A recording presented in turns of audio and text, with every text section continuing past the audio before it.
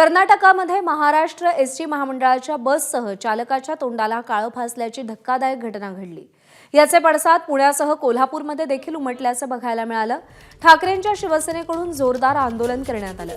यावेळी कर्नाटकातील बसेसला आंदोलकांनी काळं फासत निषेध नोंदवला। यापुढे असा प्रकार घडल्यास बसेस जाळू असा थेट इशारा आंदोलकांनी दिलेला आहे।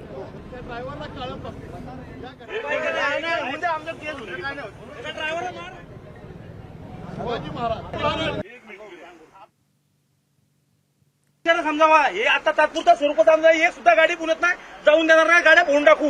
तर महाराष्ट्रातल्या मराठी माणसाला तिथं मारणार नव्हते आणि तुम्ही बघायची भूमिका घेताय तर अजिबात सहन करणार नाही। मुख्यमंत्री गृहमंत्री काय शांत बसलेले आहेत? कारण महाराष्ट्र काय पेटून द्यायचंय का आपल्याला? महाराष्ट्रीय माणसाला अजिबात सहन होणार नाही। शेजारची राज्य आहेत तर ते तुम्ही तुमचं गळचिपी जर तिथं चालत असेल तिथं आम्ही आमच्या मराठी माणसासाठी रस्त्यावरती 100% उतरतो आणि कायम उतरू। प्रशासनाने एक जास्त वेटीस धरत नाहीये म्हणून फक्त हा इशारा दिलाय। यानंतर सर्व गाड्या फोडून जाळून टाकल्या जातील एवढं सांगतो शिवसेनेमार्फत। मागणी एवढीच आहे की महाराष्ट्राप्रमाणे कर्नाटकमध्ये मराठी माणसाला सन्मान तेवढाच मिळाला पाहिजे, एवढीच आमची मागणी आहे।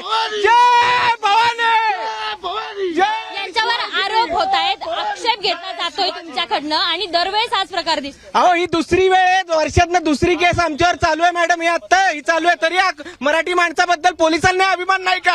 आज हा आम्हाला बघायला मिळतोय, पोलिसात अडवतात आम्हाला या गोष्टीत की कर्नाटक बद्दल एवढा अभिमान का पोलिसांना? दरम्यान यावर राज्याचे परिवहन मंत्री प्रताप सरनाईक यांनी देखील प्रतिक्रिया दिली आहे। आपण पाहूया। वारंवार आमच्या ड्रायव्हर कंडक्टरचं शेवटी सुरक्षा सुद्धा आमच्या दृष्टीने महत्त्वाचं आहे। प्रवासी आमच्या दृष्टीने सुरक्षा त्यांची महत्त्वाची आणि अशा वेळेस जर असे वाद ते निर्माण करत असतील आणि आमच्या लोकांना मारहाण करत असतील, दादागिरी करत असतील, गुंडगिरी करत असतील तर आम्हाला काहीतरी एकदम निर्णय घ्यावाच लागेल। ह्या संदर्भात मी राज्याचे मुख्यमंत्री आणि आमच्या दोन्ही उपमुख्यमंत्र्यांना कळवणार आहोत की जर तुम्ही कर्नाटकच्या मुख्यमंत्र्यांशी चर्चा करा आणि अशा पद्धतीनं जर वारंवार असे प्रकार घडत असतील तर आम्हाला काहीतरी त्या बाबतीतला एकदम कडक आणि धोरणात्मक निर्णय हा सरकारला, महाराष्ट्र सरकारला घ्यावा लागेल। दरम्यान या पार्श्वभूमीवरती कर्नाटकमधल्या बस फेऱ्या रद्द करण्यात आलेल्या आहेत। परिवहन मंत्री प्रताप सरनाईक यांनी तसे आदेश दिलेत। प्रवासी आणि कर्मचाऱ्यांच्या सुरक्षेसाठी हा निर्णय घेण्यात आलाय। कर्नाटकमधल्या बस फेऱ्या रद्द करण्यात आलेल्या आहेत।